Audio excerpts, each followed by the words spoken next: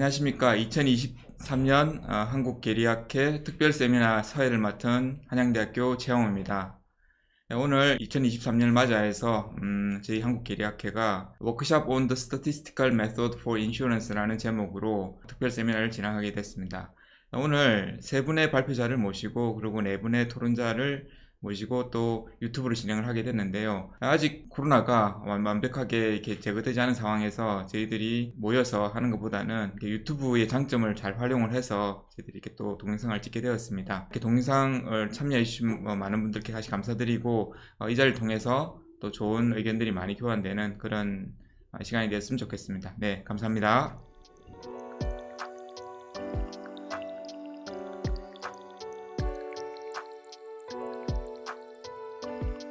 네, 안녕하세요. 사이먼 프레이저 대학교에 소속된 정임찬입니다. 오늘 제가 발표할 내용은 다중보험 횟수에 대한 회계 분석 모형을 할 때 그 분산과 상관관계를 모두 그 회계 계수에 따라서 영향받을 수 있다는 가정을 하고 진행할 때 어떤 결과가 나오는지를 진행한 연구 결과고요. 이거는 저 혼자 한 것이 아니고 그 조지 초가스 교수님과 사이펑 교수님 두 분과 협업한 결과입니다. 일단 자료 구조부터 먼저 간단하게 설명을 드릴게요. 네, 전형적인 여러 명의 보험 계약자가 있다고 할 때 이제 보통 그 한 가지의 보장만 있다고 생각할 수도 있지만 여러 가지 보장이 있을 수 있죠. 대인 보상, 대물 보상, 자차 여러 가지 보상이 있을 수 있을 때, 그래서 대인 보상에 대한 사고 횟수, 대물 보상에 대한 사고 횟수, 자체에 대한 사고 횟수, 이런 식으로 다중 위험에 대한 사고 횟수를 관측할 수 있습니다. 그래서 여러 보험 계약자들에게 대하여 다중 보장에 대한 사고 횟수를 관측한다고 가정을 하고, 그리고 저희가 가능한 그 설명 변수들이 있죠. 네, 나이나 성별, 차량, 연식 등등은 이제 항상 보험회사가 가지고 갈 수 있는 설명 변수들이라서 그것을 가지고 관측 가능한 이질성을 저희가 보통 회계 분석을 통해서 모형을 하곤 합니다. 이제 그러면 다중 사고 횟수 모형 자료가 있을 때 이걸 어떻게 모형을 하느냐. 첫 번째는 다별량 포화성 모델입니다. 다별량 포화성 모형은 이제 말 그대로 그 주변 분포는 포화성을 따르지만 합쳤을 때 적절한 의존성이 있는 포화성 분포를 가정을 하는데, 아무래도 이제 좀 제약이 크고요. 또 다른 모형은 그 다별량 믹스 포화성 모델입니다. 다별량 믹스 포화성 모델은 첫 번째는 공유된 랜덤 효과가 있어서 공유된 랜덤 효과가 모든 그 사고들에 동시에 영향을 미치는 걸 이야기를 하고요. 또 다른 거는 여러 개의 임의 효과들이 있어서 임의 효과들이 각각의 사고에 대해서 대물, 대인, 자차 이것들에 대해서 각각의 임의 효과가 있고 그것들이 임의 효과끼리의 의존성을 생각함으로써 그 간접적으로 사고들끼리의 그 의존성을 생각하게 됩니다. 그리고 마지막으로는 그 사고 횟수들을 코퓰라를 통해서 이제 의존성을 생각하는 경우인데요. 각각의 장단점에 대해서 잠깐만 살펴보도록 하겠습니다. 첫 번째 다별량 포화성 모형 같은 경우는 좀 제약이 큽니다. 왜냐하면은 본질적으로 포화성 모형은 이제 분산이 평균보다 큰 현상을 가정하지 못하기 때문에 일반적인 이제 보험 자료를 분석할 때 항상 분산이 평균보다 큰 경우가 많아서 적절하지 않은 경우가 많고요. 그리고 두 번째, 공유된 임의 효과를 사용할 때는 공유된 임의 효과라는 건 모든 사고에 동일한 임의 효과를 준다는 거기 때문에 결국은 양의 상관관계밖에 표현할 수가 없거든요. 그래서 음의 상관관계로 표현할 수 없어서 그 모형 자체에 제약이 또 있고요. 코퓰라 모형 같은 경우는 유연해 보이지만 이제 통계적 추정을 할 때 좀 문제가 생깁니다. 왜냐하면 이제 주변 분포가 연속형이면은 이제 코퓰라가 문제가 없는데, 주변 분포가 이제 이산형일 경우는 이제 코퓰라와 그 결합된 주변 분포로 설명되는 그 결합 분포가 유일하지 않기 때문에 이제 통계적 추정에 문제가 생기고, 그리고 이제 그 가능도 함수를 쓰는데도 계산하기도 좀 어려움이 있습니다. 저희가 이번에 제안한 방법은 다중 임의 효과를 사용한 다별량 포화성 모형이고요. 거기다 추가적으로 이제 들어간 내용은 보통 회계 분석을 할 때 평균만 회계 계수를 써서 계산하곤 하는데, 저희 이제 여기에 분산과 그 의존성 그 모수에까지도 회계 계수를 넣음으로써 그 계약자의 특성에 따라서 다양하게 변화하는 분산과 그리고 의존성까지 고려해보기로 했습니다.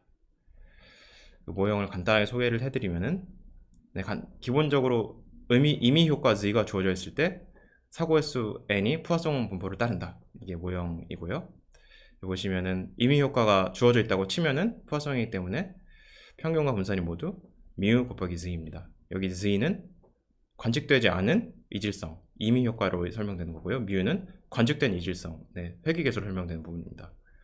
그래서 이제 설명의 용이성을 위해서 임의 효과의 평균은 항상 1로 저희 고정을 합니다. 그러면 이제 이미 그 n들 사이에 그 여러 가지 보장으로부터의 사고 횟수 사이의 의존성 어떻게 고려하느냐? 바로 임의 효과끼리의 의존성이 있다고 가정을 합니다. 그래서 임의 효과 간의 의존성은 저희 코퓰러를 사용해서 설명을 하는데요. 코퓰러는 여러 가지 쓸 수 있지만 저희는 이제 타원형 코퓰러를 가정하기로 하고요. 그래서 이제 결합 분포 함수는 이렇게 생겼습니다. 결합 분포 함수는 이제 사고 횟수에 임의 효과가 주어져 있을 때 사고 횟수 각 보장별로 이걸 모두 곱한 다음에 임의 효과의 그 다뷸랑 함수를 곱하고 이제 이걸 적분하면 되는데요. 이제 만약에 코퓰러가 독립 코퓰러라고 하면은 이 여기 적분할 때 이 C가 1이 됩니다. 그러니까 이제 고려할 필요가 없고요. 결국 적분이 이 곱하기 안쪽으로 들어가기 때문에 결국 모든 사고들이 대물 보장에 대한 사고, 대인 보장에 대해서 모든 사고가 독립이라는 가정을 하는 것과 동일합니다. 그리고 이제 아까 말씀드린 것처럼 평균뿐만이 아니라 분산 그리고 의존성에 대해서도 회귀계수와 관련성을 설명하기 위해서 제가 세 가지로 이렇게 모형을 하기로 했는데요. μ는 이제 평균에 대한 회귀계수 베이타 1이 있고요. 시그마는 이제 분산에 대한 회귀계수 베이타 2가 있고요. 피는 여기 파이는 이제 의존성에 대한 회귀계수 베이타 3가 있습니다. 그래서 저희가 그 관측할 수 있는 그 코베리시라는 건 바로 보험 계약자의 그 정보죠. 나이나 연령 이런 것들을 가지고 회귀 모형을 만들 거고요. 그럼 이제 이 모형 그 하에서 평균, 분산 그리고 공분산들은 어떻게 주어지냐면은 평균은 똑같습니다. 왜냐하면 임의 효과는 관측할 수 없기 때문에 임의 효과를 알지 못한 상태에서 일반적인 사고 횟수의 평균은 μ로만 주어지고요. 대신에 이제 분산이 μ보다 크게 됩니다. 이제 분산이 평균보다 큰 현상도 그 기술할 수 있고, 첫 번째 보장 1에 대한 사고 횟수와 보장 2에 대한 사고 횟수 간의 이제 상관계수는 결국 뭘로 표현되냐면은 보장 1에 대한 임의 효과와 보장 2에 대한 임의 효과 그거의 상관계수에 비례하게 표현이 됩니다. 그래서 각 보장에 대한 사고 횟수의 상관계수는 결국 임의 효과 간의 상관계수로 그 앞쪽계 양수는 뒤쪽계 양수가 되겠고요. 반대로 앞쪽계 음수는 뒤쪽도 음수가 되겠죠. 그래서 이제 코퓰러를 이제 골라야 되는데 타원형 코퓰러 여러 가지 후보가 있지만 저희는 가장 간단한 가우시안 코퓰러를 쓰기로 했습니다. 가우시안 코퓰러는 이런 식으로 정규 분포와 비슷한 그 주어진 식이 있는데, 그리고 이제 좀 설명의 용이성을 위해서 저희는 이별량형만 가정하도록 하겠고요. 이별량이니까 이제 상관계수 그 모순 딱 하나겠죠. 그래서 상관계수와 회귀계수와의 이제 관계는 이렇게 주어집니다. 그리고 각각의 이제 보장별로 임의 효과를 줘야 되는 임의 효과의 주변 분포를 줘야 되는데 주변 분포는 저희는 로고노멀 분포를 취하기로 했습니다. 로고노멀 분포만 써야 되는 건 아니고요. 감마 분포든 어떤 분포든 평균이 1이기만 하면은 사실 크게 상관없습니다.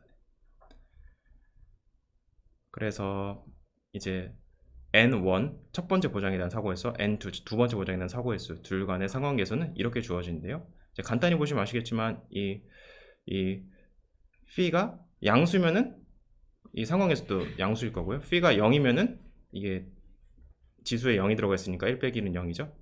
p가 0이면 이 상관계수 0일 거고요. p가 음수면은 얘도 음수가 될 겁니다.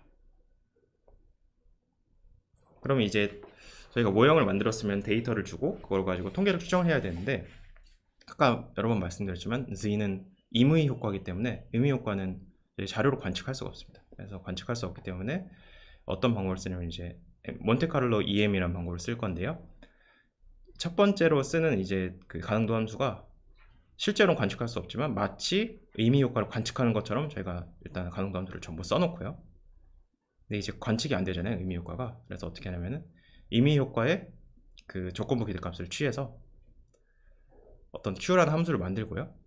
근데 그 다음에 그 Q라는 함수를 나머지 그 모수들에 대해서 최대하고 다시 이걸 여러 번 반복을 합니다. 그래서 이거를 돌려서 이 베타들이 어떤 범위 안에서 수렴할 때까지 적용을 해서 그 모수들을 찾아내는 게 그 통계적 추정의 방법입니다. 여기 간단히 나와 있죠. 뉴턴 랩슨이라고 하는데 그 방법은 뭐 간단합니다. 네, 결국 1개 미분계수와 2개 미분계수를 잘 활용해서 수렴할 때까지 알고리즘 반복하면 됩니다. 그래서 이제 실제 자료를 써서 이게 이 방법론이 어떻게 실제 자료에 적용되는지 한번 보도록 할 텐데요. 저희가 사용한 그 자료는 미국 위스콘신주의 그 주정부로부터 받은 주정부 자산들에 대한 그 보험 자료고요. 이 자료를 보면은 여러 가지 이제 보험 보장들이 있습니다. 6개 정도가 제가 있던 걸로 기억하는데 그 중에 저희는 2개를 IM이라는 보장과 CN이라는 보장 2개를 추출해서 그 2개의 그 사고 횟수 간의 상관관계를 제한된 방법론을 통해서 모형해 보도록 하겠습니다. 그래서 5년 동안에 약 5,000개 정도의 관측치가 있고요. 그리고 마지막 1년 차는 저희가 이제 예측 모형을 만들기 때문에 예측 모형의 그 어떻게 잘 작동하는지를 보기 위해서 따로 떼놓도록 하겠습니다. 저희가 쓸 수 있는 그 독립 변수들은 이렇게 되어 있는데 대부분은 이제 그 범주형 변수입니다. 이게 도시에 속하는지 학교인지 마을에 속하는지 아니면은 카운티에 속하는지 이런 것들이 이제 범주형 변수가 있고요. 그 추가적으로 가능한 변수가 그 자기 부담금이 얼마인지 그리고 과거에 사고가 있었는지 없었는지 이런 것들이 이제 가용 변수들입니다. 그럼 이제 저희가 제안한 모형이 있는데 이 모형이 얼만큼 잘 작동하는지 알기 위해서는 기존에 있는 모형과 비교할 필요가 있거든요. 그래서 벤치마크들 그 비교 대상의 모형들을 좀 소개를 해드릴 텐데 첫 번째는 Shared Random Effect라는 공유 임의 효과를 쓰는 건데요. 결국 모든 보장들에 똑같은 임의 효과 하나가 있어서 걔가 그 모든 보장들에 동일하게 영향을 준다 이런 가정을 하는 거고요. 두 번째는 임의 효과는 여러 개가 있지만 대신에 그 사용할 수 있는 그 설명 변수가 모든 보장들에서 동일하다는 가정을 썼습니다. 결국 얘도 저희가 제안한 모형에 그 특별한 경우가 되는데 이제 3가지 모형 가지고 비교를 해볼게요. 그 추정 결과를 보시면은 그 저희는 AIC와 BIC가 작은 모형을 선호를 합니다. 근데 AIC 기준으로 봤을 때는 제한된 모형이 가장 좋고요. BIC 기준으로 봤을 때는 그 제가 벤치마크로 들었던 shared 모형이 가장 좋습니다. 아무래도 저희 제한된 모형 같은 경우는 그 모수가 훨씬 많습니다. 왜냐면은 저희가 추정하는 게 평균에 대한 부분뿐만 아니라 분산에 대한 부분 그리고 그 상관관계에 대한 부분까지 같이 추정하기 때문에 모형이 훨씬 더 복잡하고 그래서 AIC로는 나올 수 있지만 BIC로는 낮지 않은 걸 보여주고요. 그리고 마지막 모형, 이제 커먼 모델 이 모형 같은 경우는 확실히 안 좋습니다. 앞에 2개에 비해서. 여기 왜 이런 결과가 나왔을까 간단히 생각해 보면은 여기 베타 3를 보면은 이게 결국 상관관계를 의미하는 그 계수인데 어떤 부분에서든지 다 양수죠. 절편도 양수고 카운티일 때도 양수, 학교일 때도 양수. 나머지는 이제 유의하지 않아서 그 변수 선택으로 제외된 부분이고요.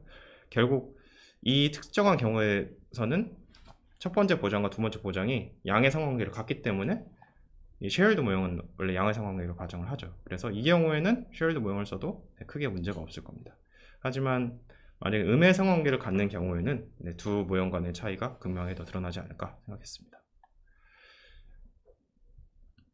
그리고 이제 저희가 변수 선택으로 제외한 부분 빼고는 나머지 이제 회계 개수들을 관측했을 때 첫 번째 보장의 분산, 두 번째 보장의 분산, 그리고 상관관계 모두가 그 특정한 설명 변수들에 의해서 설명이 그 영향을 받는 것을 발견했고요. 그럼 이 모형의 그런 의미가 무엇이냐 한번 다음 장에서 보도록 하겠습니다. 특히 요율 결정에 있어서 어떤 의미가 있는가. 이제 그러면은 좀 단순하게 봤을 때 이제 보험료를 합계 보험료를 계산을 해야 되잖아요. 그럼 첫 번째 보장에 대한 사고 횟수에 대한 사고 횟수 그리고 두 번째 보장에 대한 사고 횟수 2개를 합쳐서 이제 합계 보험료를 계산할 건데요.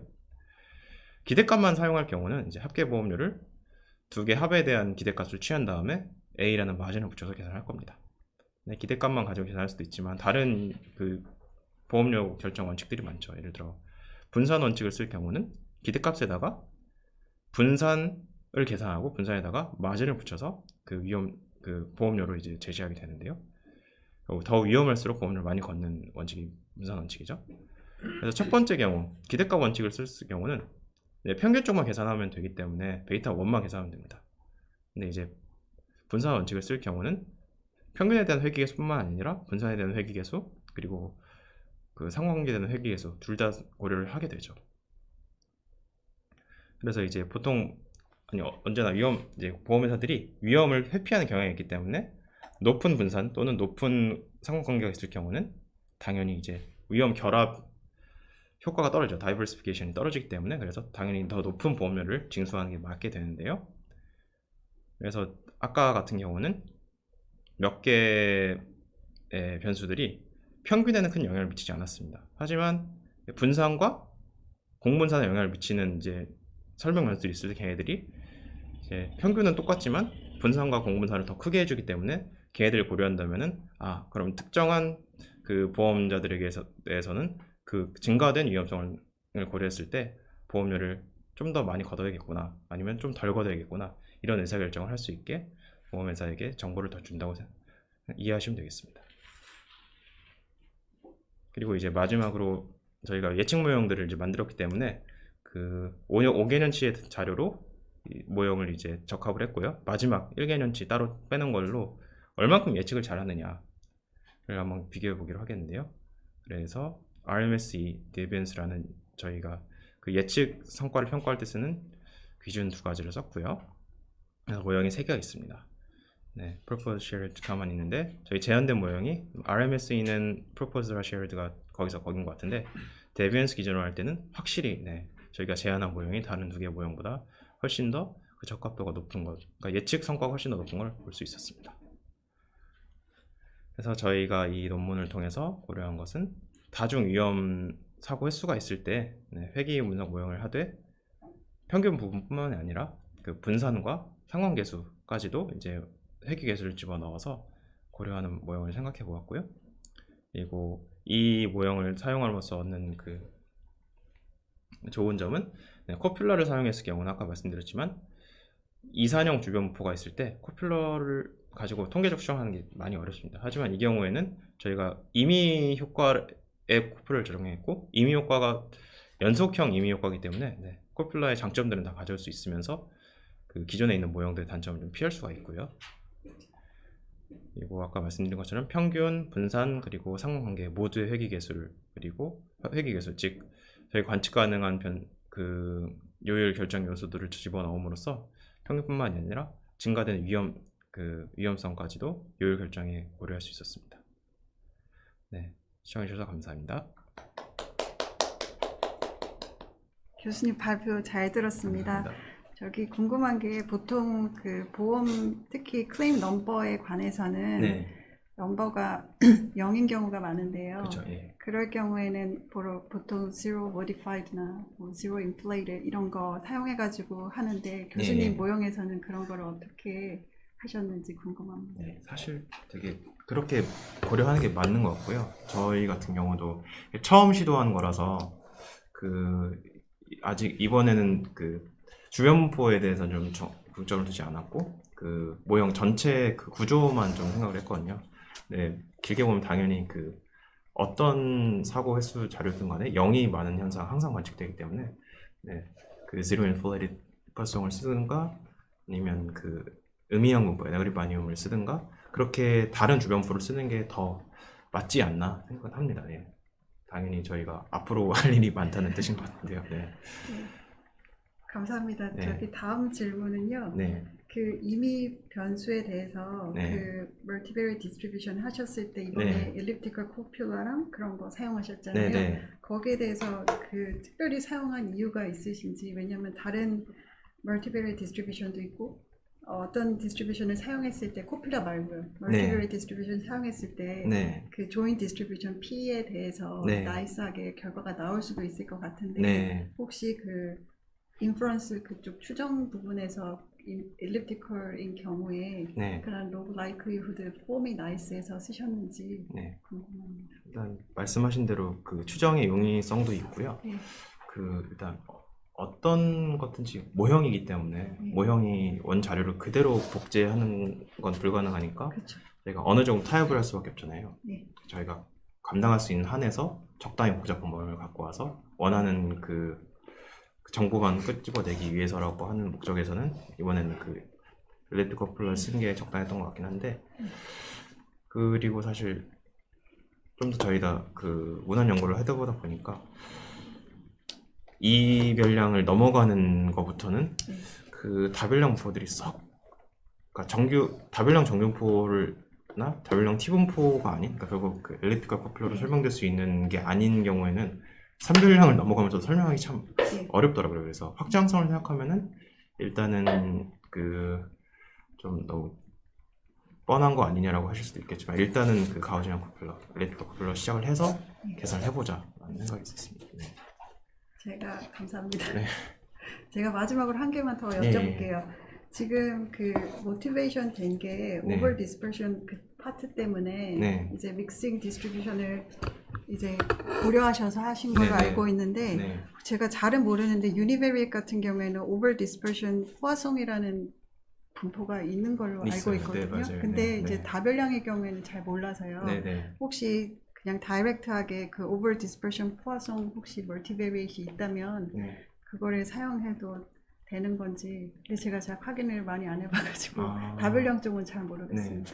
그렇게 해도 될 것 같은데요. 이제 오버 디스퍼스 포화송, 그러니까 다별량 과분산 포화송을 쓸 경우는 아까 그 말씀드렸다시피 그 과분산은 설명이 가능할 것 같은데, 그 분산 말고도 상관관계도 있잖아요. 상관관계 같은 경우는 그거를 거의 제가 계산 안 해봤지만 거의 1이라고 가정이 되는 것 같거든요. 무조건 같은 방향도 고정돼 있고 움직이는 속도도 1대1로 움직이게 돼 있어서 그 제약을 극복하기가 쉽진 않을 것 같아요. 그러니까 어떤 자료는 그렇게 해도 되는데 그게 안 맞는 자료도 있을 수 있기 때문에, 그럴 경우에는 저희 모형이 좀 가치가 있지 않을까라는 생각이 듭니다. 네, 감사합니다. 우재근 교수님 질문에 한마디만 더 붙이면요. 그 아까 오버 디스퍼전을 하기 위해서 포화송 말고 다른 걸 쓴다고 하셨잖아요. 근데 이게 그러니까 정임찬 교수님이 제안하신 코필라 모델이 좋은 게 그 렌더 임팩트 파트가 디펜던스도 컨트롤하지만 그 렌더 임팩트의 마지널 디스트리뷰션이 그 포화송의 디스퍼전 혹은 뭐 그런 것도 컨트롤하는 거거든요. 그래서 그러니까 넣으면 더 모형이 복잡하니까 파라미터가 생기면 더 좋긴 하겠지만, 만약에 디스퍼전만을 위한 거라면은 이미 이 모델에 내재되어 있는 것 같긴 합니다. 네, 그래서 자료를 준비했기 때문에 자료를 읽도록 하겠습니다. 그래서 그러니까 제너럴하게, 그러니까 이제 여기 계신 분들은 코필라에 관심이 많을 것 같은데요. 그러니까 코필라를 여기서는 안 쓰고, 그러니까 제안하신 방법을 썼는데, 코필라를 쓰면은 이론적으로는 뭐든지 표현이 가능하지만 코필라 패밀리, 우리가 쓸 수 있는 패밀리가 한정되어 있기 때문에 일단 네, 그렇습니다. 그리고 또 말씀하셨듯이 디스크리트 같은 경우에는 여러 가지로 다루기가 힘들고, 그래서 수학적 문제도 있고 통계적 문제도 있어서 네, 그래서 제안하신 방법의 모티베이션이 된 것 같습니다. 다음 페이지로 넘어가겠습니다. 그래서 또 이제 이건 제안하신 모델은 아니고 또 역시 경쟁 모델인데요. 히든 베리어블 메소드 혹은 렌더 임팩트 메소드라고 부를 수 있는데, 이거는 단점이 적분을 많이 해야 되기 때문에 느린 거고요. 그리고 역시 구존적인 통계 방법에서는 히든 베리어블의 분포가 말씀하셨듯이 멀티베리의 가우시안 정도에 머물러 있습니다. 그리고 이 가우시안 모델을 사용했을 경우에 잘 알려져 있듯이 꼬리 쪽이 인디펜던트하기 때문에 우리 리스크 모델에는 특히 안 좋은데요. 우리 리스크가 위기에 대응하기 위한 건데, 위기 상황이 되면 위기 상황이 되면 우리가 아는 것은 리스크들이 다 같이 움직인다고 알고 있는데 요 가우시안 모델은 위기 상황이 되면은 완전히 독립을 가정하기 때문에 거의 최악의 리스크를 모델링하는 거의 최악의 방법이라고 할 수 있습니다. 그래서 더욱이 이제 교수님이 제안하신 코플라 랜덤 이펙트를 쓰면 더 좋은 거고요. 그리고 만약에 그러면은 이제 뭐 그 꼬리 쪽에서 디펜던스를 모델링하기 위해서 그러면 다른 디스트리뷰션을 쓰면 되지 않냐 하는데 우리가 알고 있는 멀티베리에이트 디스트리뷰션이 많지 않아서 만약에 이렇게 하고 싶으면은 결국은 코플라 방법으로 귀결되게 되는 것 같습니다. 다음 페이지로 넘어가겠습니다. 그래서 제한된 방법은 히든 베리어블 방법의 멀티베리에이트 디스트리뷰션을 확장해서 코플라로 좀 더 다양성을 주는 거고요. 그리고 뭐 이렇게 된 경우 정임찬 교수님 말씀하셨듯이 계산이 좀 힘들고 그래서 여러 가지 방법을 쓸 수 있는데요. 그 중에 하나인 교수님이 제안하신 방법은 몬테칼로 방법과 그 다음에 이거를 이제 EM 알고리즘을 써서 업데이트하는 방법을 제안하셨습니다. 그리고 지금은 이제 C계열 데이터가 아니고요. 여러 가지 카테고리가 나눠진 데이터를 주셨는데요. C계열 데이터에도 당연히 응용이 가능할 것 같은데 뭐 제안하신 가우시안 코필라를 그대로 쓰셔도 되고요. 그리고 또 D 바인 코필라 같은 거 뭐 필요하다면 가져다 써도 될 것 같습니다. 그 제안하신 방법 그대로 될 것 같고요.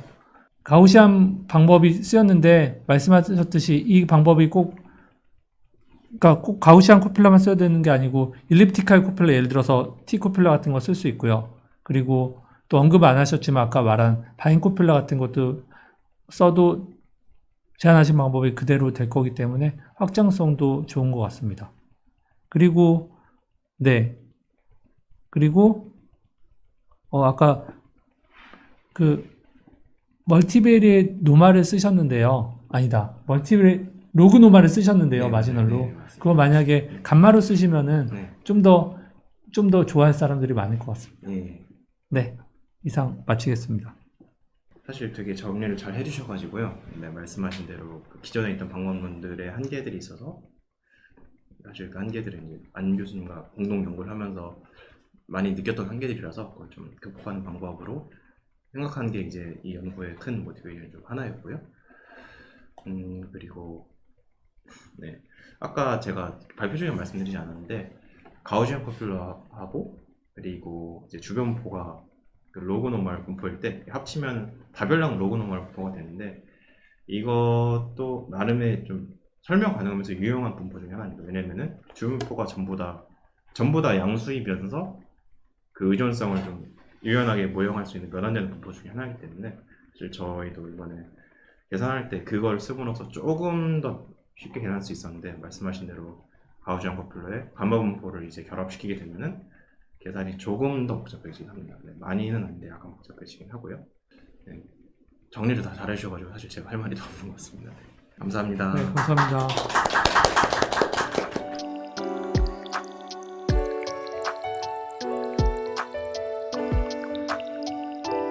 안녕하세요. 저는 시드니에 있는 UNSW에서 재직 중인 우재경이라고 합니다. 다행히 제 발표 순서가 앞에 정 교수님 뒤라서 약간 연결이 돼서 좋은데요. 왜냐하면 정 교수님이 발표하신 거는 그러니까 클레임 넘버에 대한 분포였고 제가 발표할 내용은 다별량 분포인데 그 랜덤 베리어블이 컨티뉴어스 한 거에 대한 분포입니다.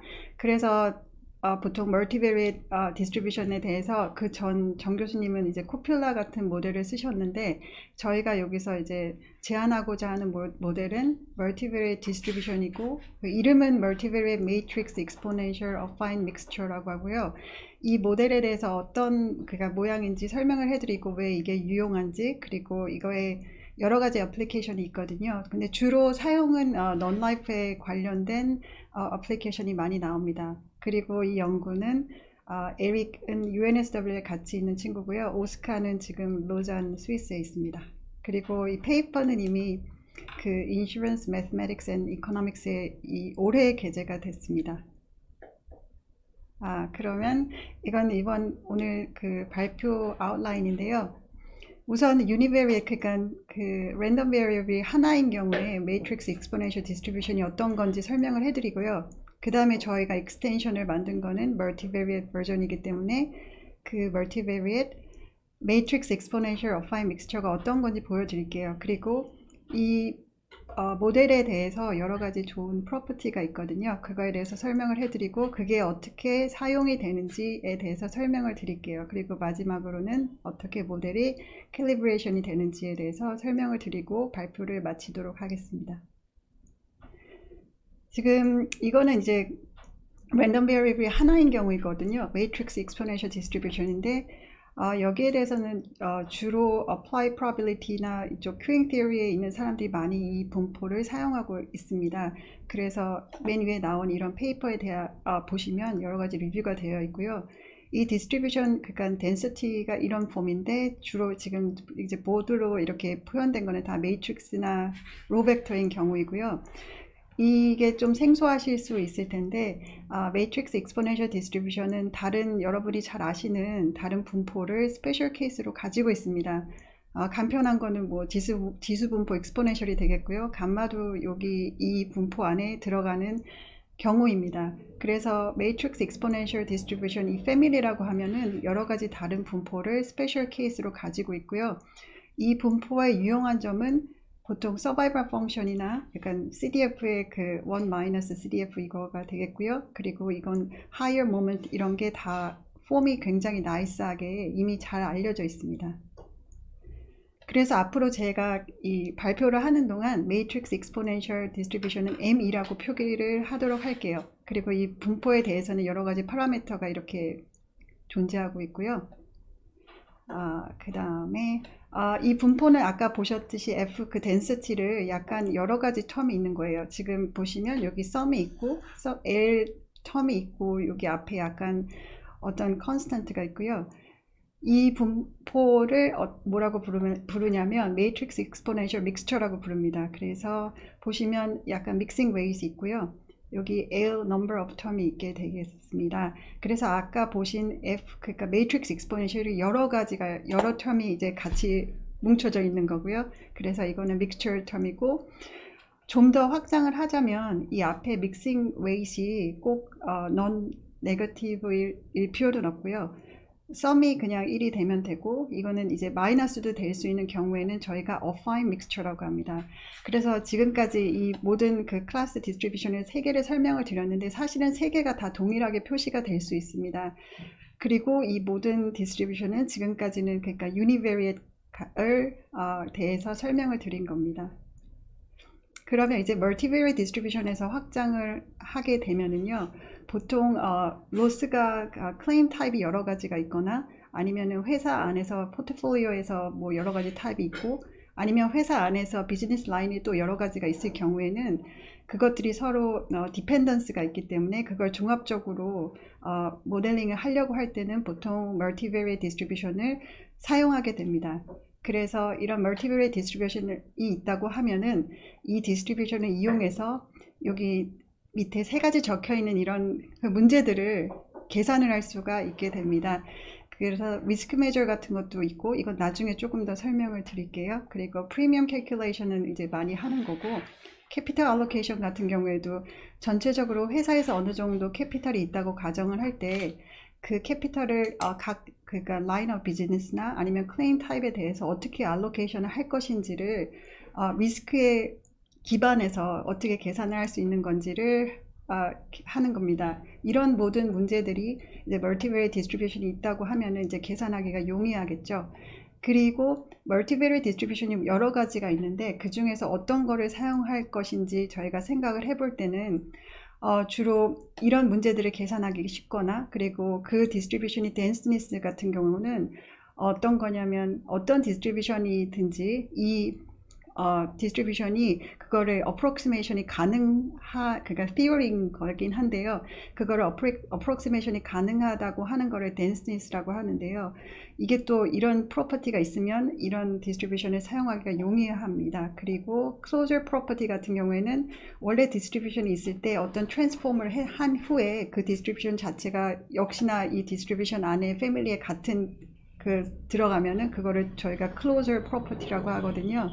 그래서 마지막으로는 모델이 있다고 하면은 피팅이 용이하면 또 좋겠죠.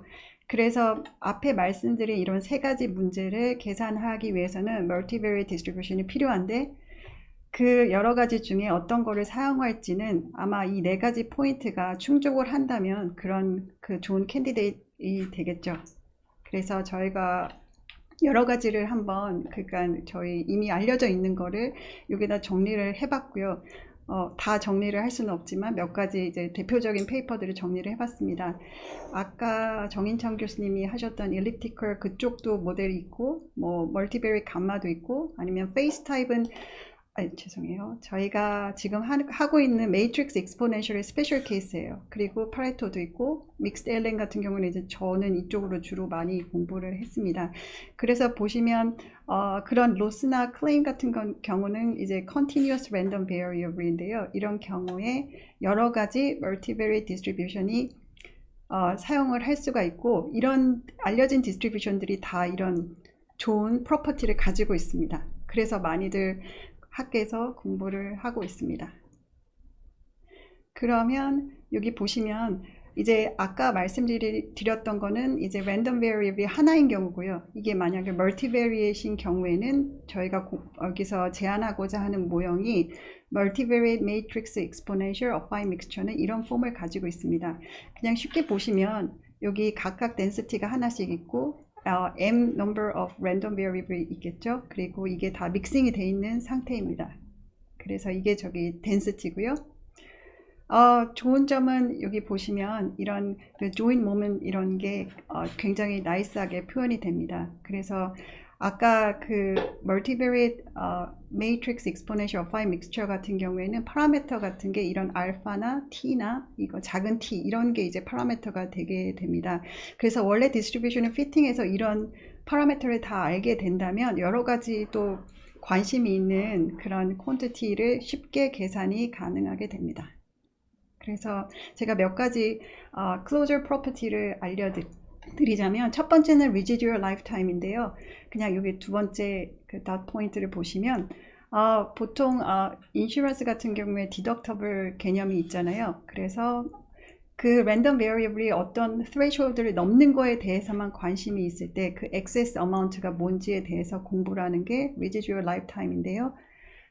저희가 제안하고자 한 MMEAM 모델에 대해서는 원래 모델을 피팅하게 되면 이런 디스트리뷰션이 쉽게 계산이 가능합니다. 그래서 이 밑에 좀 모양은 좀 지저분한데요. 저희가 말씀드리고자 하는 거는 이렇게 다른 모양, 그러니까 트랜스포메이션을 했을 때 이 결과적인 모형도 결국에는 저희가 제안하고자 하는 이 MMEAM 모델 안에 들어가게 되는 겁니다.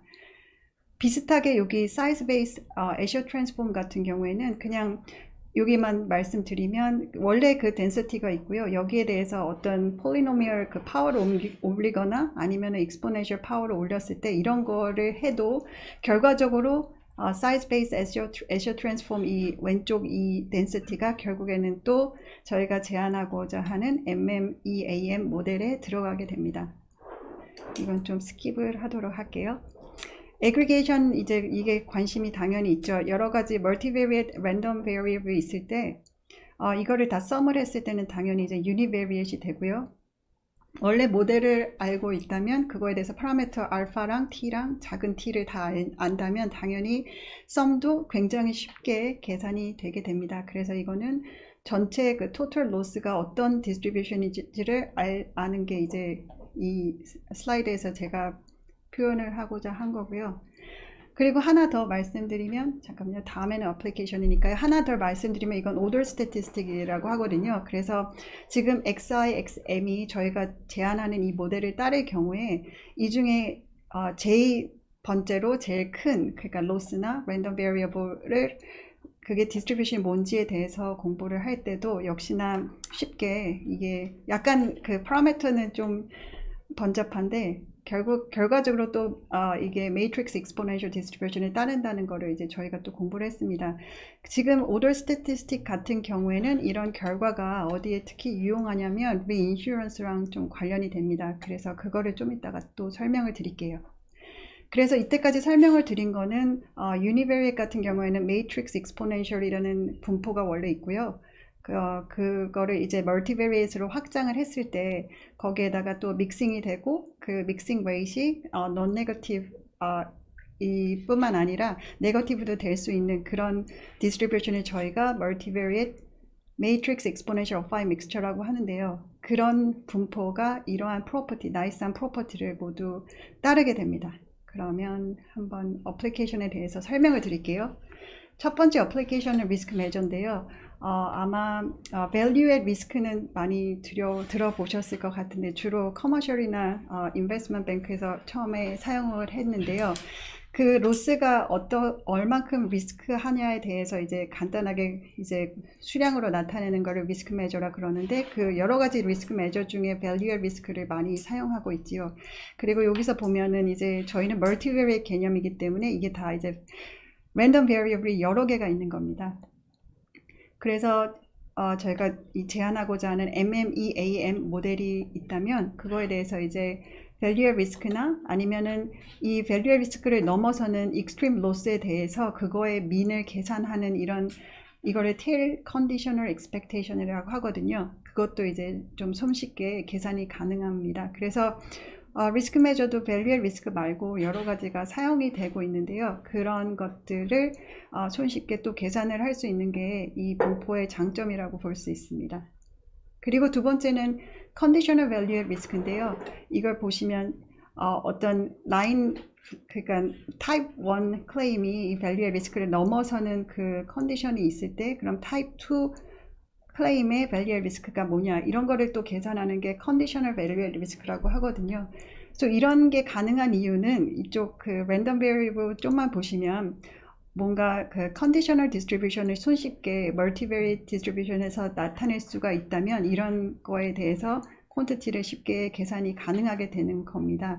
그래서 그게 또 저희가 제안하는 이 MMEAM 모델의 장점이라고 볼 수 있습니다.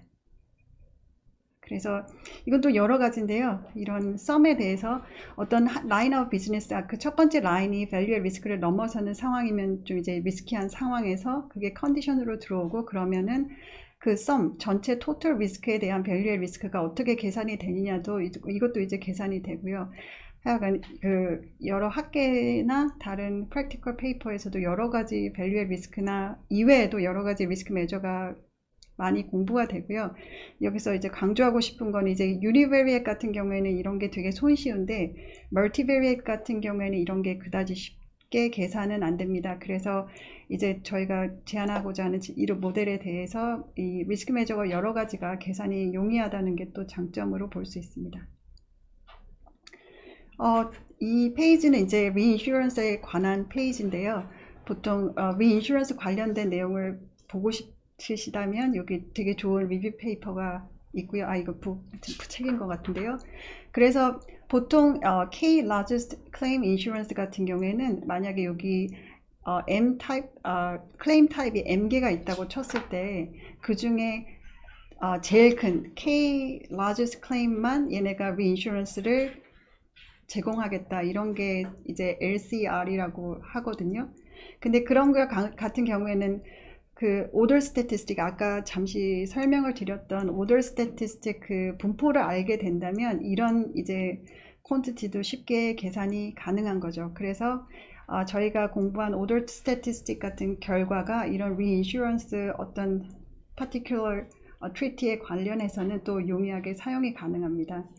그리고 이거는 제가 알기로는 유럽 쪽에서 이제 제가 들어본 건데요. 에코모라고 할 것 같은데 이제 그 전체적으로 다 커버가 가능한 게 아니라 아까 말씀드린 만약에 K-1 largest loss만 커버를 하는데 그거에 대해서도 또 excess 파트만 얘네가 커버를 한다고 했을 때는 또 이런 random variable R을 이제 계산을 해서 이거에 대한 이제 mean이나 뭐 variance를 구하게 되겠죠. 결과적으로는 이런 large claim reinsurance에 관련돼서는 그 multivariate distribution에서 order statistic distribution이 뭔지가 용이하게 계산이 된다면 이거에 관련된 이제 계산이 또 손쉽게 나오게 되겠습니다. 그리고 캐피탈 알로케이션 같은 경우에는 전체 그 캐피탈이 이렇게 뭐 로스가 주어졌다고 했을 때, S가 주어졌다고 했을 때 그러면 각 라인 오브 비즈니스에 어느 정도 이제 캐피탈을 알로케이션 하겠느냐 이런 결정을 하는 분야인데요.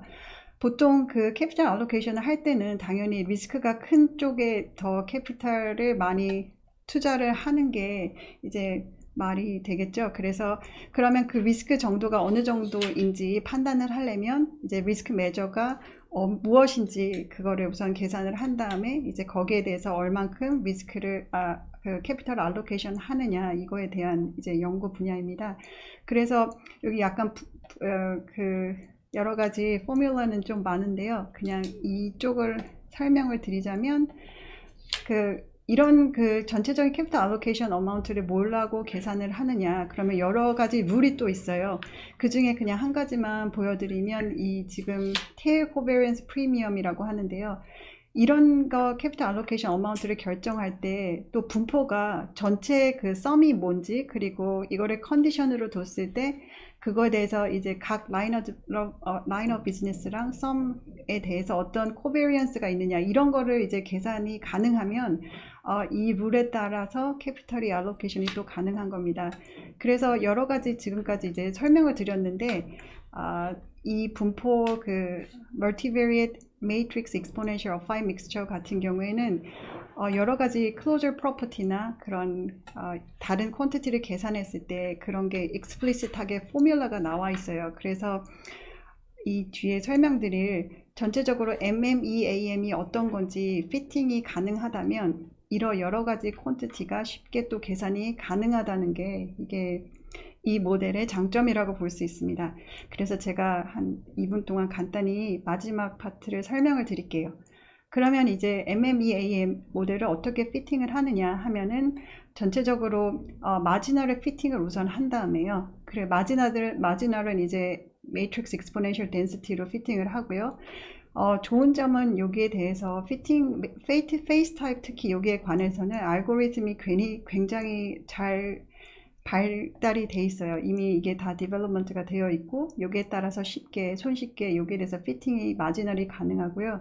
그 다음에 이제 저희가 이거는 디펜던스를 번스타인 코필러를 썼는데요. 여기서 이제 믹싱 웨이트는 임페리컬 한 거로 해가지고 이렇게 피팅을 했습니다. 그래서 왜 갑자기 번스타인 코필러가 나왔냐 그 디펜던스를 모델링 할 때 왜냐하면 저희가 이때까지 말한 거는 멀티버리에이트 매트릭스 익스포넨셜 어파인 믹스처였는데요. 근데 결국에는 이거를 번스타인 코필러를 써도 전체적으로 조인 덴시티는 저희 폼으로 표현이 가능하게 됩니다. 그래서 디펜던스는 코필러를 썼지만 이런 번스타인 코필러일 경우에도 결국에는 저희가 여기 제안하는 MMEAM 모델 안에 들어가게 되는 겁니다. 그래서 이렇게 피팅이 모든 게 끝난 다음에 MMEAM 모델이 세팅이 된다면 앞에 말씀드린 그런 프리미엄 캘큘레이션이나 리스크 매저나 아니면 캐피털 알로케이션 같은 문제들을 조금 더 손쉽게 계산이 가능하게 되는 겁니다. 그래서 제가 준비한 거는 여기까지입니다. 감사합니다. 교수님 발표 잘 들었습니다. 감사합니다. 네, 많이 배웠는데요, 저도. 그래서 몇 가지 그냥 제가 좀 이해를 하기 위해서 또 혹시 이제 실무 특히 하시는 분들이 좀 더 이해를 잘 하실 수 있을까 해서 몇 가지 좀 여쭤보고 싶은데 이제 매트릭스 익스포넨셜 분포가 익숙하지 않으실 수 있을 것 같아요. 대부분은 저도 사실 이쪽 공부를 거의 안 해봤기 때문에 그래서 제가 이해한 바로는 그러니까 P가 만약에 1일 경우는 그럼 이제 흔한 저희가 아는 지수 분포로 이제 단순화된다라고 생각하면 될까요? 네, 저기 익스포넨 그러니까 그게 페이스 타입의 페이스 타입이랑 매트릭스 익스포넨셜 둘 다 뭐 표현이 가능한데요. 네. 그래서 이게 초반에 확실하게 여러 가지로 표현이 가능해요. 네. 중요한 거는 베이스 타입 같은 경우에는 네. 그 유니크하게 이제 디스트리뷰션이 나오는 게 아니에요. 아, 저희가 네. 아는 경우에는 exponential 같은 경우에는 PDF가 네, 확실히 알고 하나잖아요. 있잖아요. 네. 근데 이제 페이스 타입이나 매트릭스 익스포넨셜 같은 경우에는 네. 여러 가지 저기 로 벡터를 보시면 여러 아, 가지를 예, 뭐 예. 제로로 두거나 아, 아니면은 네. 리얼 스퀘어 매트릭스에서도 뭐 1x1일 수도 있고 뭐 2x2일 수도 있고 예. 그래서 그런 분포에 대해서 이게 유니크하게 결정이 되지는 않아요. 근데 네. 저희가 표현을 할 때 네. 당연히 지수 분포가 되게 표현을 하지만 네. 저런 여러 가지 그 표현 방법은 또 여러 가지가 있는 게 약간의 단점이라고 할 수 있어요. 그래서 네. 근데 이제 감마나 익스포넨셜이나 뭐 콕시안이나 여러 가지 분포들을 저걸로 표시를 할 때 주로 다이멘션을 최대한 줄여서 표현을 네. 가능한 거를 이제 저희가 사용하게 되는 겁니다. 네. 그러니까 표현 방식이 예, 이런 여러 가지가 거고. 있어요. 네. 그래서 일단 좀 더 그러니까 수학을 안 하고 싶으신 분 저같이 네. 생각하시면은 P가 커질수록 좀 더 복잡한 분포를 설명 가능하다라고 그렇게 하면 생각하면 되겠습니다. 될까요? 예, 예. 알겠습니다. 그리고 이 매트릭 익스펜션 믹스처도 이제 구조를 잘 설명해 주셨는데 이제 결국 이제 다별량 분포를 설명을 하잖아요. 예. 이게 여러 개 fi1부터 fim까지 있는데 여기 만약에 L이 예. 1이라고 하면은 예. 그냥 유니베리엣. 예. 잠깐만요. L이 1이면 유니베리엣이에요. L이 1이면 이건 지금 유니베리엣 한 경우예요. 네. 지금 현재까지는 유니베리엣 네, 네. 디스트리뷰션이고요. 네. 여기서 넘어갔을 때 네. 이게 믹스처가 되는데 예. PI들은 다 더하면 1이 되는 거가 되는 그 건가요? PI는 이제 조인 디스트리뷰션이기 때문에 네. 그 I에 대해서 이제 각자 다 서메이션을 한 다음에 이제 1이 네. 되겠죠. 네. 여기 있네요. 예. 그래서 만약에 여기 아이들이 들어간 그 셋이 만약에 하나라면은 그럴 경우는 이제 특수한 경우가 될 거고 주변 분포들은 그냥 다 곱한 형태가 될 네, 거고 그러니까 그러면 제일 특수한 경우 그러니까 모든 게 독립인 걸 상정한 경우라고 예. 그러니까 결국 얘를 어떻게 복잡하게 가져가느냐 이게 또 디펜던스. 아까 말씀드린 그 차원 P의 차원을 어떻게 가져가느냐가 네네. 더 복잡한 모형을 허락함으로써 어떻게 의존성을 더 맞습니다. 묘사할 수 있느냐를 네. 왜냐면 실무를 하시게 되면은 네. 얼만큼 복잡한 모형이 좋은 모형일까지 고민하실 수 네, 있을 네. 것 같아서요. 네. 그게 제가 생각한 거였고 그리고 마지막으로 좀 그냥 이건 궁금해서 그런 건데 저는 아무래도 회귀 분석을 계속 하다 보니까 예. 이렇게 복잡한 모형에서도 혹시 회귀 개수를 넣을 여지가 어디 있을까요? 만약에 넣게 되면 그럴 경우에는 이제 저는 회귀 분석은 이제 설명 번수를 넣어서는 거의 안 하고 예. 그냥 랜덤 파트에 대해서만 네. 이제 하는 거라서 네. 그거는 이제 설명 번수를 우선 넣은 회귀 분석이 있다면 네. 거기에 대해서 이제 믹싱 디스트리뷰션을 뭐 이걸로 쓰거나 네. 그 파라미터가 뭐 컨디셔널하게 넣으면은 네. 또 이거와 연관이 좀 되긴 하겠죠. 네. 네. 근데 다이렉트하게는 하지는 않고요. 네. 예. 근데 네. 이제 그 회귀 분석을 쓰고 네. 그 다음에 그런 그 변수들이 이런 컨디셔널하게 또 어떤 그러니까 랜덤 파트, 랜덤리스를 허용할 때 네. 그거에 대해서 그 디스트리뷰션을 뭘로 쓰냐 하면은 이런 네. 거를 또 쓸 수는 있을 것 같습니다. 네. 그러니까 저도 공부를 많이 해본 건 아닌데 예. 요즘 몇 개 논문들을 보니까 예. 이 PI, 그러니까 F들에는 이제 회귀 분석을 안 하고 예. PI들에만 이제 가중치들이잖아요. 그쵸. 거기에 이제 예. 그 독립변수를 집어넣어서 그쵸. 하는 모형이 있더라고요. 그거는 이제 믹처 오브 엑스퍼트라고 했던 것 같은데 뉴럴 네트워크 네, 그런 모양으로 많이 하시는 걸 엑스퍼트 봤는데 모델이 비슷한 네. 거예요. 왜냐면 네. 그것도 믹스처인데 이제 앞에 PI가 네. 이제 설명 설명 번수가 번수가 해서 들어가는 예. 거죠. 네. 또 굳이 확장하면 그런 쪽으로 확장할 수도 있겠지만 일단 네. 제가 수학 공부를 훨씬 많이 해야 될 것 같고요. 아니요. 네, 감사합니다. 네, 교수님. 감사합니다. 네. 예, 저도 발표 자료 잘 들었습니다. 예. 또 뭐 정성 교수님도 말씀하셨지만 저도 MMEA 모형에 대해서 이게 아주 많이 오래된 것처럼 보이는데 저도 처음 봐가지고 되게 생소했던 느낌이고요. 많은 장점을 가지고 있다는 걸 처음 알게 됐고 또 그걸 또 멀티베리엣 쪽으로 이제 확장하고 있는 부분 또 그리고 그게 멀티베리엣으로 확장했을 때 가지고 있는 장점들을 그냥 그대로 또 가지고 있다는 부분에 대해서 상당히 좋은 모형이라고 생각을 했고요. 뭐 저도 제일 궁금했던 게 뭐였냐면 아까 그 P 값이 이제 커지면은 당연히 좋아질 것 같은데 그 P를 정할 때 어떤 방식으로 정하는지에 대한 부분이 제일 궁금했던 것 같고, 그리고 실제 또 데이터에 적용하신 그런 게 있는지 조금 그게 궁금했던 것 같습니다. 그래서 그 부분에 대해서 조금 좀 말씀을 나중에 한번 해주시고요.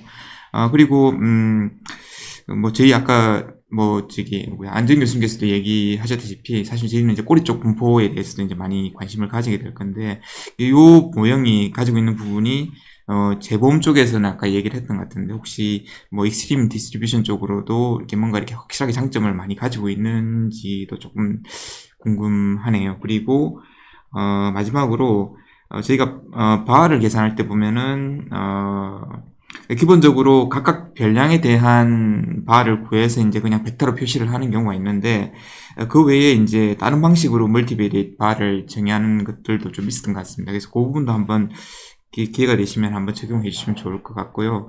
그리고 이게 하나 더는 뭐냐면 이게 크랙 디스트리뷰션이라고 해가지고 배탄 교수님이나 다른 교수님들께서 이제 여기 그 포리 모형에 대해 가지고 이제 많이 좀 적합에 대한 부분을 하고 있는 게 있는 것 같은데 혹시 이쪽에서도 관심 있으신지 하여튼 마지막으로 좀 말씀을 드리겠습니다.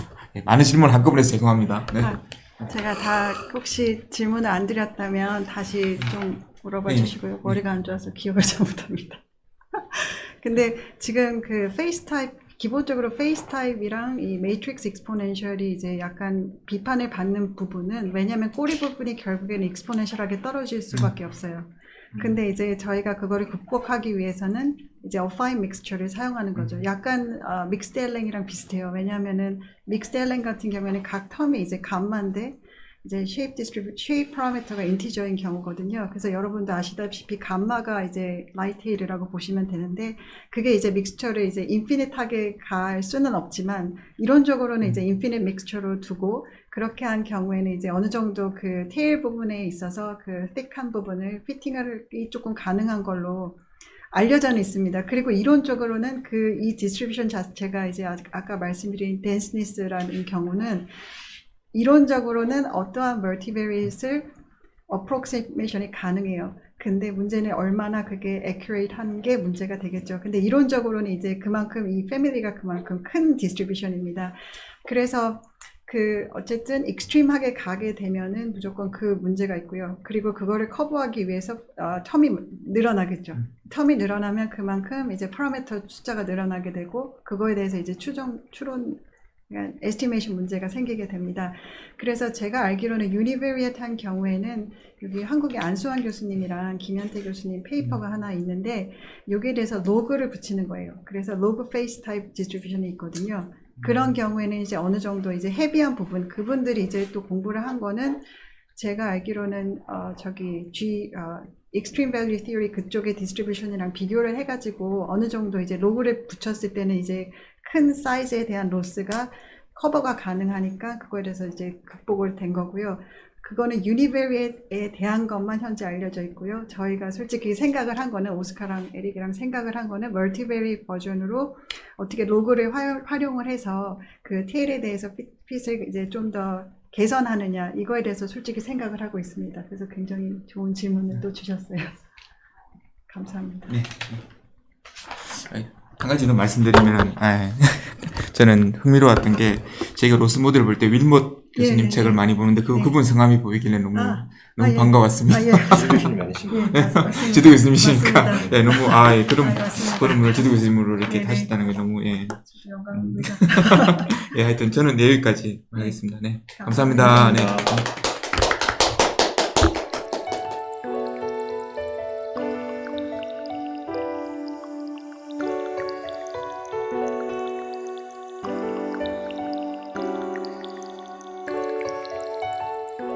안녕하세요. 오늘은 Unbiased Estimation of Insurance Rate Making에 대해서 이야기하겠습니다. 이 연구는 저희과 김경원 교수님과 육군사관학교 오로지 교수님과 같이 한 연구이고요. 한국계리학회 연구과제 지원을 받아 수행한 과제입니다. 순서는 다음과 같습니다. 일단 저희 목표는 이런 인슈런스 레이트, 그러니까 프리미엄을 계산하는 겁니다. 여기서 NT는 T 연도에 발생한 사고 건수라서 클레임 히스토리라고 부를 거고요. XT는 T 연도의 보험 가입자 설명 변수라고 하겠습니다. 그리고 이 설명 변수가 주어졌을 때, 설명 변수만 주어졌을 때 이거의 평균을 람다 t라고 해서 프라이어리 레이트라고 하는데요. 그러니까 이 람다 t는 설명 변수만으로 설명 가능한 프리미엄 정도로 해석하면 되겠습니다. 근데 우리는 설명 변수로만 하는 게 아니고 뭘 해야 되냐면은 과거 자료를 가지고 더 정확하게 미래 프리미엄을 계산해야 되는데요. 일단 이 언더바는 N1부터 NT까지, 이 언더바는 람다1부터 람다 T 플러스 1까지 그런 클레임 히스토리가 아니고 아무튼 시퀀스를 나타내도록 하겠습니다.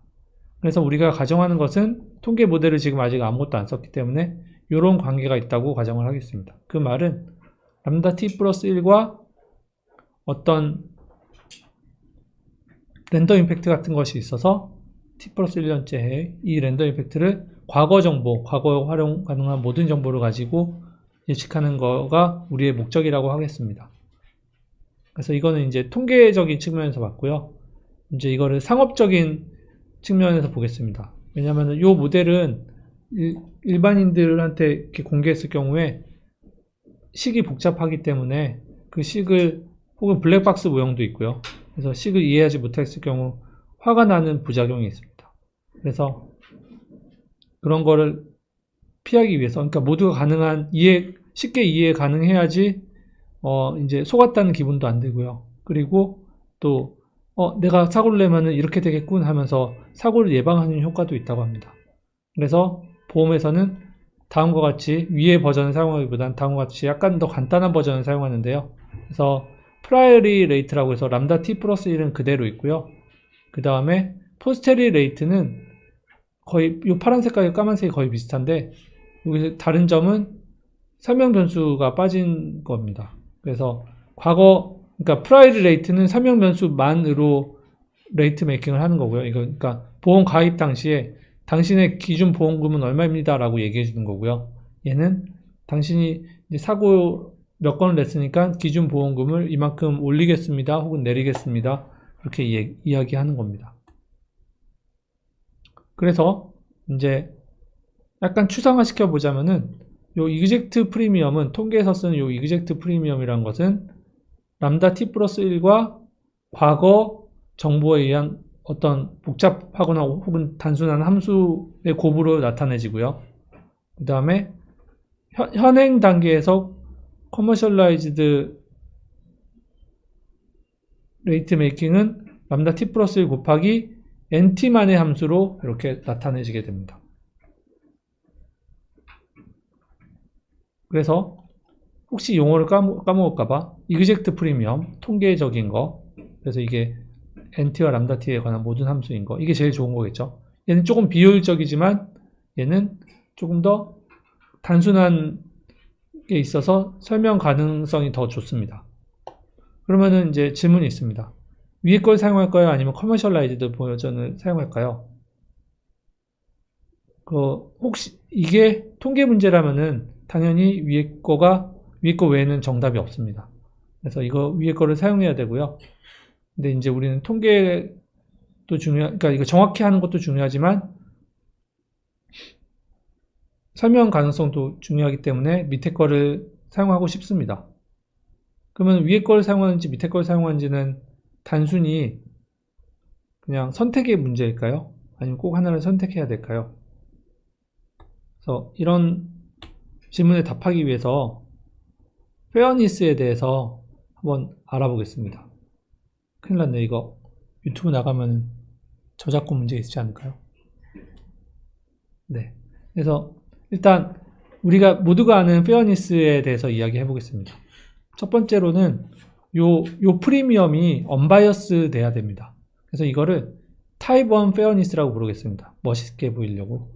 그래서 이 프리미엄이 평균을 냈는데 엉뚱하게 가르치면 안 되겠죠. 그래서 이 프리미엄의 평균을 내면은 람다 t 플러스 1이 나와야 됩니다. 그래서 통계적으로는 언바이어스드 에스티메이터고요. 그래서 그래서 통계적인 기법을 쓸 경우에는 웬만하면은 언바이어스드 에스티메이션 하기 때문에 쉽게 만족이 됩니다. 그래서 다시 타입 1 페어니스라고 부르겠습니다. 그러면은 이제 질문. 타입 1 페어니스가 유일한 크라이테리아일까요? 당연히 아닙니다. 그래서 타입 2 페어니스라는 걸 뒤에 정의할 건데요. 이거에 대해서 설명하도록 하겠습니다. 그래서 이그젝트 프리미엄이 페어하지 않다는 약간 그러니까 공평하지 않다는 이그젝트 프리미엄은 아까 되게 좋은 거라고 했잖아요. 근데 이게 보험에서는 공평하지 않을 수도 있다는 논리를 한번 전개해 보겠습니다. 그래서 우리가 모두 아는 뽀아송 감마 베이지안 모델을 한번 사용해 보겠습니다. 람다만 없으면은 행복하겠죠, 그렇죠? 아무튼 람다도 넣고 있어도 별거 아니지만 넣고 그래서 이거 이제 평균이 1, 베리언스도 1이라고 하겠습니다.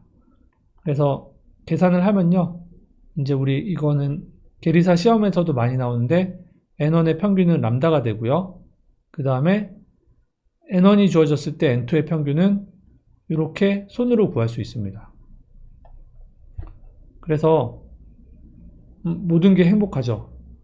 그래서 언바이어스드고 그 다음에 손으로 쉽게 구해주니까 쉽게 쓸 수 있고요. 그래서 언바이어스라고 했으니까 타입 1 페어가 분명하고요. 근데 이게 보험 측면에서 약간의 문제가 있을 수 있습니다. 다음 이제 똑같은 예제인데요. 이제 두 가지 사람을 빨간 사람과 파란 사람을 한번 고려해 보겠습니다. 빨간 사람은 사고를 많이 일으키는 나쁜 사람이고요. 그 다음에 파란 사람은 사고를 작게 일으키는 모범 운전자입니다.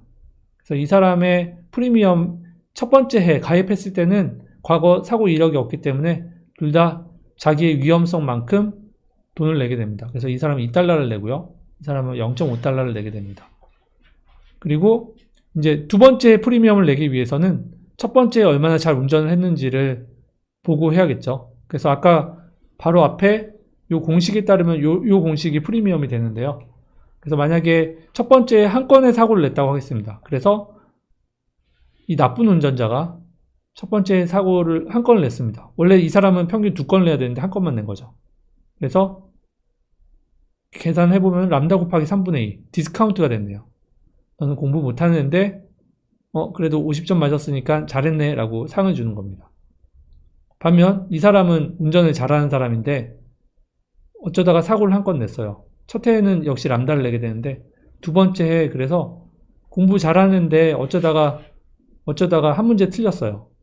그래서 너 많이 놀았구나 하면서 얘는 페널티를 줬습니다. 그러면은 이제 이걸로 이제 다시 운전자로 돌아와서 화가 나겠죠. 얘랑 나랑 똑같은데 왜 쟤는 한 건씩 똑같이 사고 냈는데 쟤는 디스카운트 해주고 저는 왜 페널티를 주나요? 하고 화가 날 수 있겠죠. 그래서 이런 거를 방지해야 될 것 같습니다. 안 그러면 사람들이 화가 나니까요. 그래서 이런 거를 감안해서 이제 타입 2 페어니스를 정의하겠습니다. 타입 2 페어니스는 수학적으로는 되게 간단한데요. 포스테리어, 이게 지금 여기 람다 곱하기 3분의 2, 람다 곱하기 3분의 4, 3분의 2, 3분의 4가 포스테리어리라고 볼 수 있잖아요. 그 람다 뒤에 곱해져 있는 거. 그래서 이 포스테리어가 람다까지 고려하면은 너는 공부를 못하니까 상을 줄게, 너는 공부를 잘하니까 벌을 줄게, 이게 아니고요. 그럼 불공평한 거죠. 그거 상관없이 사람을 차별하지 않고 그냥 한 문제 틀렸으니까 혹은 두 문제 틀렸으니까 그렇게 말하는 게 훨씬 공평하겠죠. 공평하다고 느껴질 수 있겠죠. 그래서 이거를 타입 2 페어니스라고 하고, 그래서 이게 이 타입 2 페어니스를 만족하는 것이 바로 우리 커머셜라이즈드 프리미엄 레이트 메이킹입니다. 그래서 우리 현행 보험 제도에서는 많은 보험 상품이 요거를 쓰고 있죠. 그래서 저희는 지금까지 타입 1 페어니스와 타입 2 페어니스에 대해서 이야기했고요. 그래서 또 커머셜라이즈드 프리미엄은 타입 2 프리미엄이란 걸 알고 있습니다. 그러면 이제 또 질문이, 커머셜라이즈드 프리미엄은 언바이어스드 에스티메이트 할까요? 그러니까 타입 1 페어니스를 만족할까요? 그래서 여기에 대해서 제너럴하게 한 대답은 없고요. 보너스 말루스 시스템의 한정에서는 대답들이 많이 나와 있습니다. 먼저 보너스 말루스 시스템은 이제 자동차 보험에서 우리가 알고 있는 그 보험이고요. 그래서 더블 페널티 프로블럼이라고 해서 공부 잘하는 사람한테는 상을 주나? 헷갈립니다. 아무튼 상을 주고 공부 못하는 사람한테는 벌을 주고, 그러니까 뭔가 바이어스가 많은 시스템인 거를 옛날에 알아내서, 그리고 최근에 오로지 교수님과 한 연구에서 어떻게 하면은 타입 1 언페어니스를 제거할 수 있는지를 연구를 했습니다. 그래서 보너스 말루스 시스템에 대해서는 답이 있는데요. 그거 말고 이제 이 보너스 말루스 시스템 말고 좀 더 제너럴한 보험 레이트 메이킹 시스템을 확장한 게 이 연구가 되겠습니다. 그래서 이 연구는 아까 보너스 말루스 시스템에서 타입 1 페어니스를 해결한 방법을, 일반적으로는 타입 1 페어니스가 만족하지 않는데 타입 1 페어니스를 해결한 방법을 제너럴한 인슈어런스 프리미엄에 대해서 한 방법이고요. 그래서 우리 목적은 타입 1 언페어니스를 어떻게 제거하는지, 커머셜라이즈드 프리미엄에서가 앞으로 주제가 되겠습니다. 그래서 이건 잠깐 그냥 건너뛰도록 하겠습니다. 아니야, 안 건너뛰도 시간이 많이 됐죠. 네. 그러면은 하도록 하겠습니다. 그래서 아까랑 똑같아요, 거의. 그래서 사고를 많이 일으키는 사람이 있고요, 사고를 적게 일으키는 사람이 있습니다. 랜덤 임팩트는 거의 똑같이 분포하고요. 그래서 더블 페널티에 대해서 혹은 타입 1 언페어니스에 대해서 이야기할 건데요. 커머셜라이즈드 버전을 사용하면 왜 문제가 되는지 다시 한번 그러니까 이건 반대죠. 그러니까 커머셜라이즈드 버전을 사용하면 왜 타입 1 언페어니스가 생기는지에 대해서 이야기하겠습니다. 그래서 프리미엄을 계산해야 되는데, 프리미엄은 람다 곱하기 랜덤 임팩트의 평균이 됩니다. 그쵸? 근데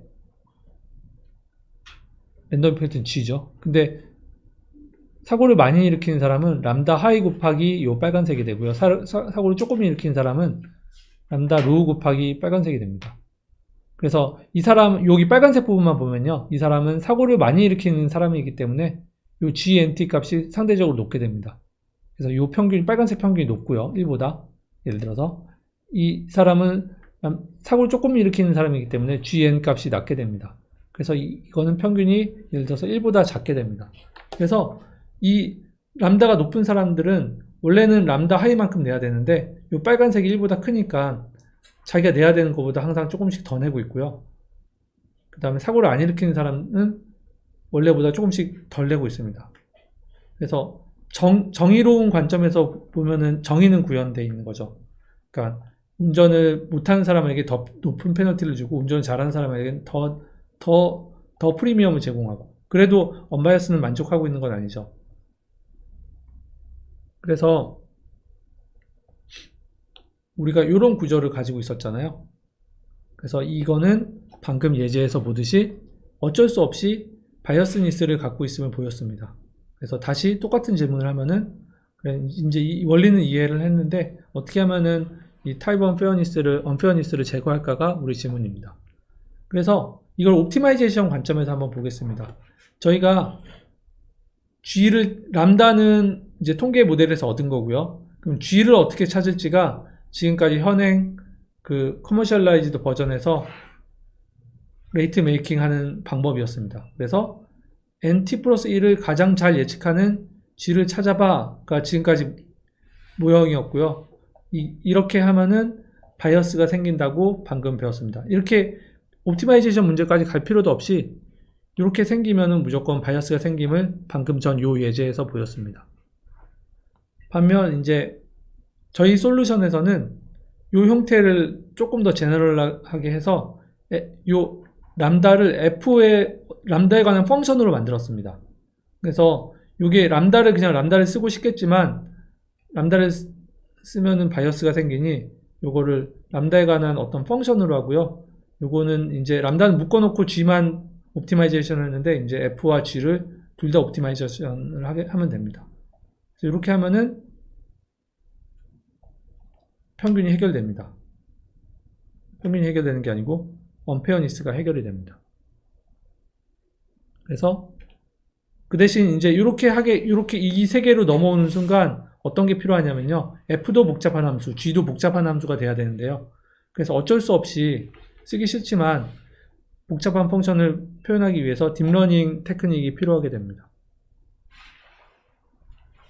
그래서 딥러닝을 어떻게 하냐면은 F를 람다가 인풋인 어떤 복잡한 함수, 그리고 WF는 그에 관한 파라미터, 그래서 뉴럴 네트워크 파라미터가 되겠죠.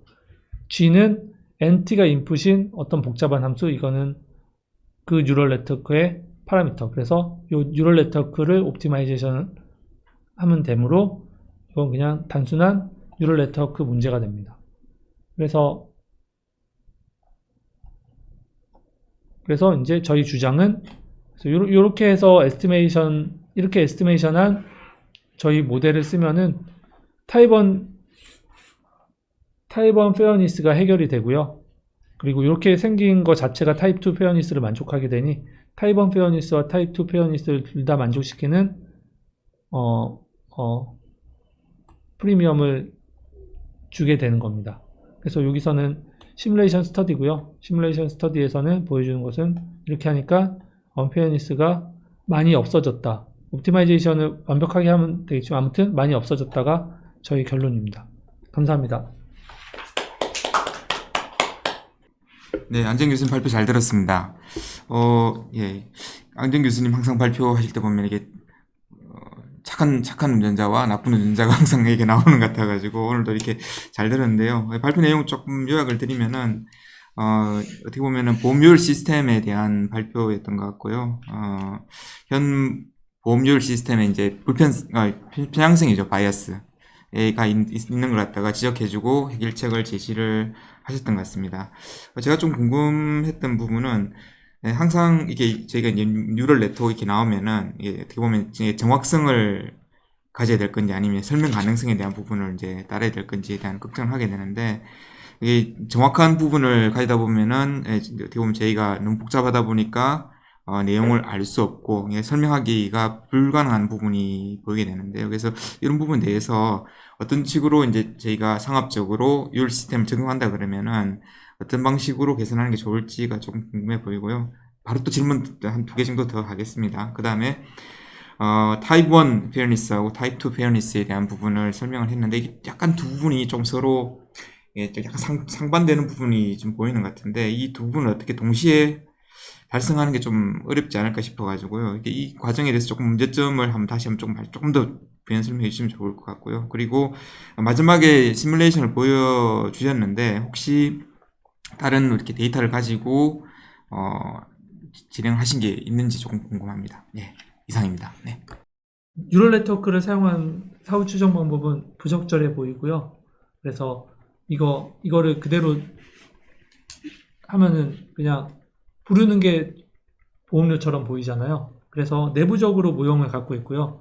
이거를 좀 잘 어프록시메이션 하는 테이블을 만들던지 아니면은 좀 더 간단한 리니어 모델을 만들던지 아니면 복잡성을 포기하고 처음부터 뉴럴 네트워크 안 쓰고 간단한 모델로 옵티마이제이션 하는지 하면 좋을 것 같습니다. 그리고 구체적인 데이터 어널리시스가 필요해 보이는데요.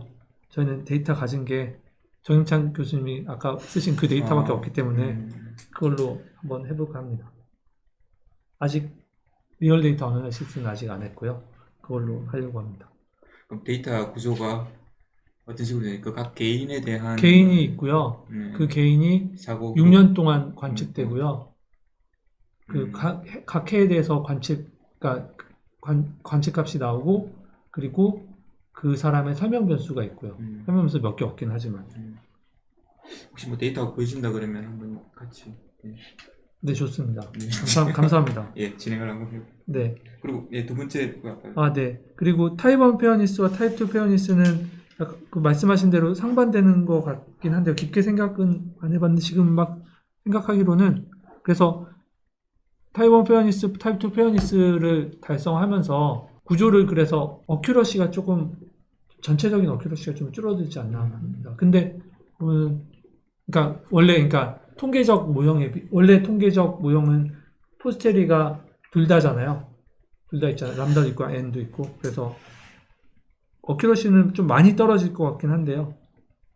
어찌됐건 네, 둘 다 조건만 간신히 어큐러시를 좀 버리고 만족하게 되는 것 같습니다. 네, 감사합니다. 안녕히 계세요. 발표 잘 들었습니다. 감사합니다. 되게 재밌는 주제고 한동안이 아니라 저도 되게 처음 생각해보는 관점 자체가 달라진 연구라서 의미가 있었던 것 같습니다. 네. 사실 코로나 이후로 한국도 그렇고 북미에서도 그렇고 불평등이 심화되고 공정에 대한 이슈가 굉장히 많이 대두가 되어 왔는데 과연 공정한 보험료 산출이 어떤 거냐라는 걸 그 화두를 제시한 것만으로도 일단 굉장히 큰 의미가 있는 논문이라고 생각이 되고요.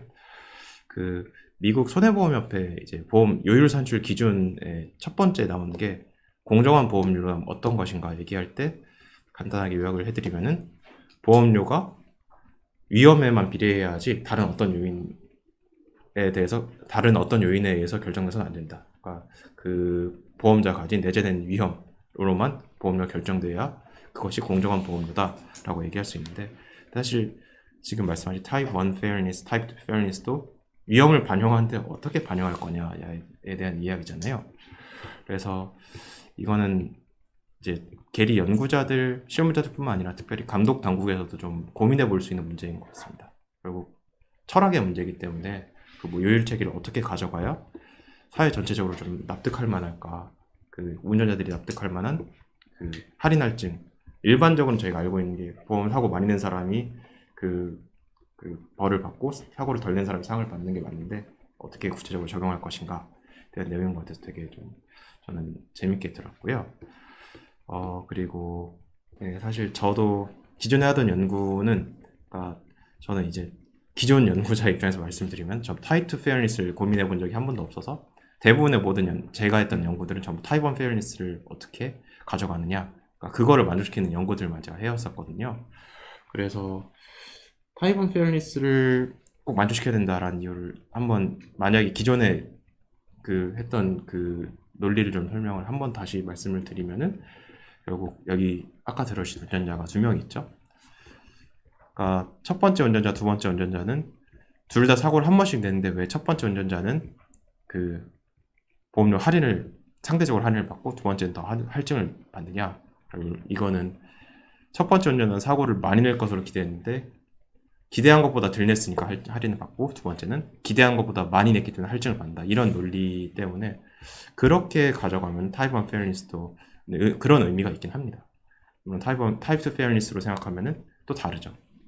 왜냐면은 결국 놓고 봤을 때 둘 다 사고 한 번씩 되는데 왜 나는 할증이고 너는 할인이냐 이렇게 얘기할 수 있으니까 이게 결국 뭐가 좋다 나쁘다는 이제 통계적으로 결정할 문제는 아닌 것 같고요. 사회적 합의 또는 이제 다른 경제적인 여건들을 고려해야 될 필요가 있지 않겠느냐라는 생각이 들었고요.